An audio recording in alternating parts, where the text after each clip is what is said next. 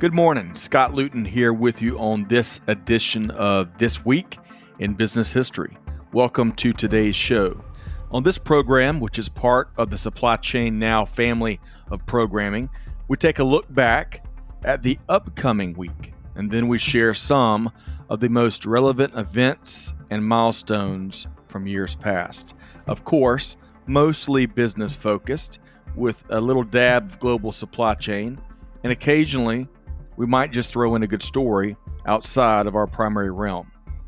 So I invite you to join me on this look back in history to identify some of the most significant leaders, companies, innovations, and perhaps lessons learned in our collective business journey.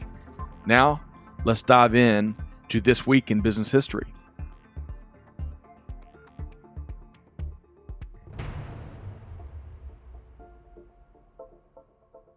Good morning, and thanks for joining us. I'm your host, Scott Luton, and today, on this edition of This Week in Business History, we are focused on the week of October 5th. Hey, before we get started, thanks so much for listening to the show. In fact, I'd like to specifically thank Gary Smith, a dear friend of the show and a huge figure in the world of supply chain. Gary, thanks so much for listening. All the best to you and the family in New York City.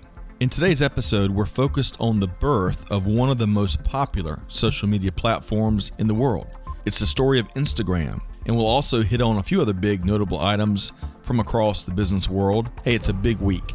Thank you for joining us today on This Week in Business History, powered by our team here at Supply Chain Now.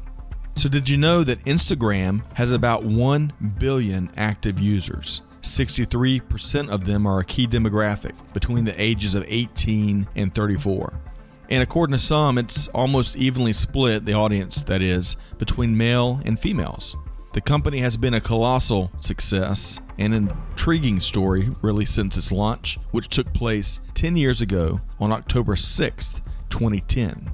But let's start a little bit further back. In 2009, Kevin Systrom was working at a company called Nextstop, a travel recommendation startup that would eventually be acquired by Facebook.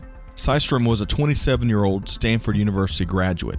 He had spent time at Google as a corporate development associate, which was the department behind M&A activity at the tech behemoth. Systrom had also interned at a little company called Odeo, which itself would give birth to Twitter. Systrom did not major in computer science at Stanford, but he did teach himself to code. A huge connoisseur of fine whiskeys and bourbons, Systrom would use that passion and combine it with his growing technical expertise to create a web application prototype called Bourbon. B-U-R-B-N, Bourbon. We should pause this story for just a second and give a tip of the hat to Jasper Newton Daniel, better known around the world as Jack Daniel. He founded Jack Daniel's Tennessee Whiskey in Lynchburg, Tennessee, and he passed away this week in business history on October 9th, 1911. Okay, so back to Kevin Systrom and Bourbon. The Bourbon app was fairly limited. Users could check in, post plans and photos, but it was clunky from a user experience. Hey, aren't we all sometimes? At that time, which seems like 100 years ago, Foursquare and the ability it gave users to share their location via check-ins was pretty hot. But on the Bourbon app, users weren't checking in as much as they were sharing photos. Kevin Systrom would attend a party for a startup called Hunch, and it was a fateful moment for him. While there, he would meet a couple of venture capitalists. Systrom would show them his app, Bourbon, and within weeks, he'd have $500,000 in seed funding and would quit his job to focus on growing his app. That investment allowed Kevin Systrom to hire exceptional talent, where fate would intervene once more. One of the bigger fans of Bourbon was a user named Mike Krieger. Krieger was born in Sao Paulo, Brazil, and came to the States to attend Stanford. It was at Stanford where Systrom and Krieger would meet through a fellowship program. Now get this, while at Stanford, Mike Krieger worked on a project for class named Send Me Some Sunshine. It was focused on an app that allowed people from around the world to share photos of sunrises, sunsets, etc. You get the point. Its purpose was to get users to share cheery pics with other users that might be in wintry climes, to perk them up a bit. This experience would certainly come in handy. So one of Kevin Systrom's first calls, now that he had dollars to spend on talent, was Mike Krieger, and they decided to work together on growing the Bourbon app. This dynamic duo was immediately fascinated with how Bourbon users were heavily addicted to photo sharing. They then began to analyze the market, studying just about every app in the photography space. One app that really stood out to Kevin Systrom and Mike Krieger was one called Hipstamatic. 1, it was popular. 2, it was focused on photo sharing. 3, Hipstamatic had really neat features you could apply to your photos before you shared them, like filters. But one clear gap stood out to Kevin and Mike. Hipstamatic didn't have a strong social media play. There was a lack of integration there. Instantly, they saw an opportunity in the market.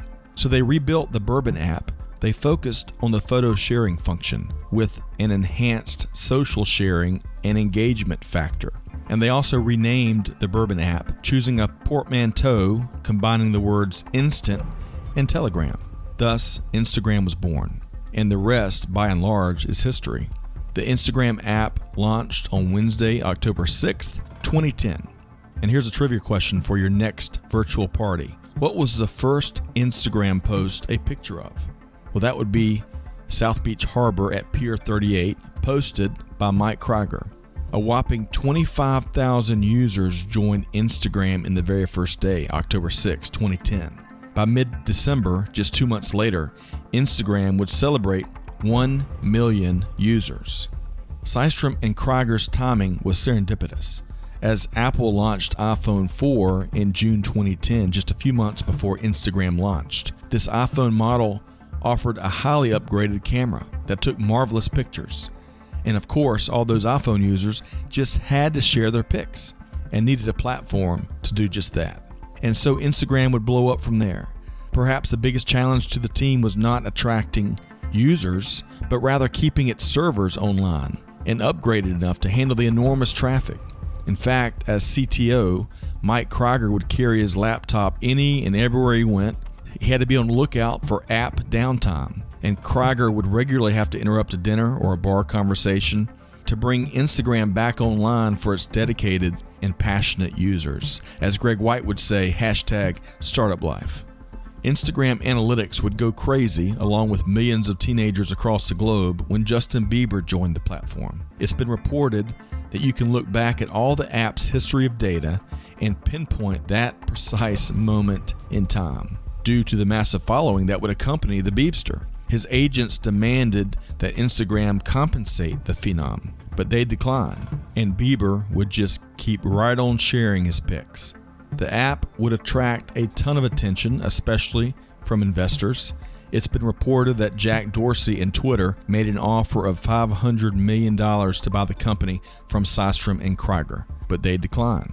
Less than 2 years after launch, Instagram would have more than 25 million users. Many users clamored for new features, buttons, and other upgrades to the Instagram experience, but they declined. Systrom and Krieger wanted to stay focused to their simple core mission, and they saw tremendous value in saying no to just about anything that deviated from that mission of sharing photographs and keeping the app very lean.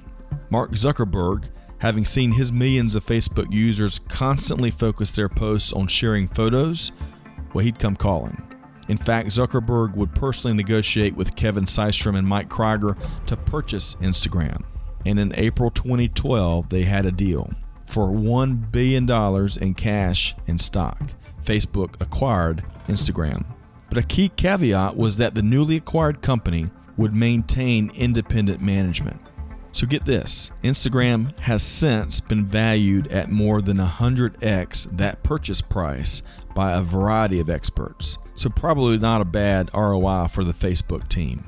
But back to that independent management idea. Well, it worked for about 6.5 years, but it eventually didn't work any longer. It's been reported that not only did Kevin Systrom and Mike Krieger have design and functionality disagreements with Mark Zuckerberg, but they also grew frustrated with Zuckerberg's huge desire to keep Facebook users on Facebook and some of the decisions that came out of that desire. Thus, in September 2018, the founders of Instagram left the company. But Instagram and Facebook journeyed forward. In fact, according to Omnicore, Instagram is the 6th most popular social network worldwide. More than 50 billion photos have been uploaded thus far. Pizza is the most Instagram food globally, followed by sushi.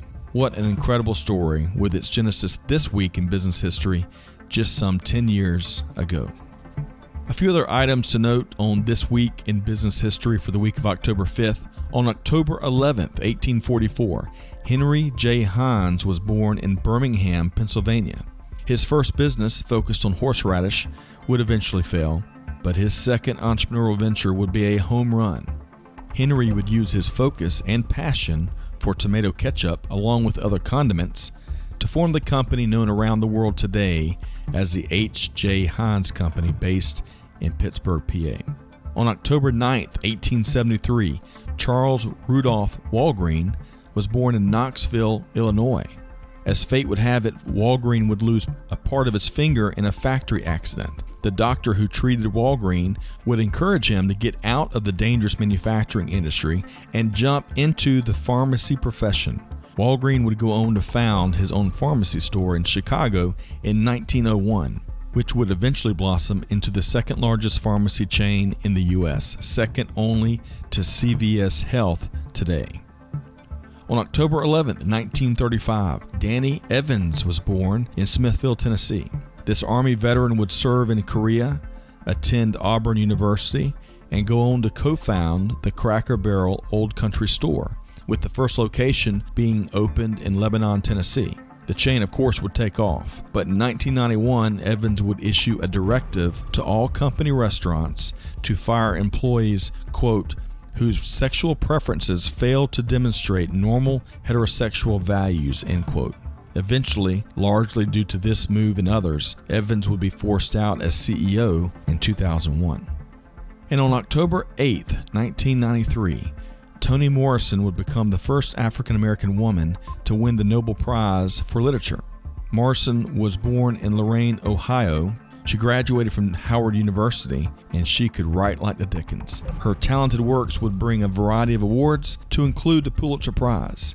In 1993, Morrison would be recognized with the Nobel Prize for Literature.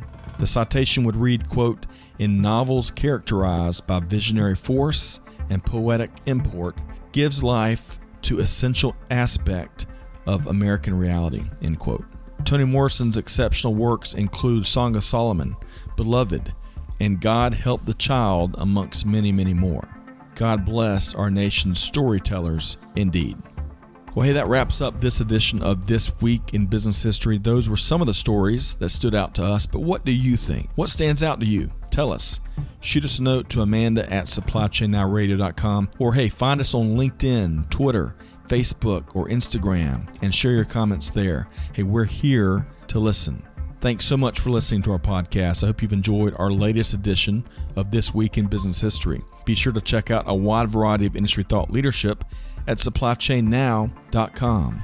Friendly reminder, you can now find This Week in Business History wherever you get your podcast from, and be sure to tell us what you think. We'd love to get your review. Hey, be sure to check out the entire family of Supply Chain Now programming: Tequila Sunrise with Greg White, Supply Chain is Boring with Chris Barnes, Tech Talk, Digital Supply Chain Podcast with Corinne Bursa, Logistics and Beyond with Jamin, Veteran Voices, a lot more. Hey, search for them wherever you get your podcasts. On behalf of the entire team here at This Week in Business History and Supply Chain Now, this is Scott Luton wishing all of our listeners nothing but the best. Thank you so much. We're grateful for your support. And hey, do good, give forward, and be the change that's needed. And on that note, we'll see you next time here on This Week in Business History. Thanks, everybody.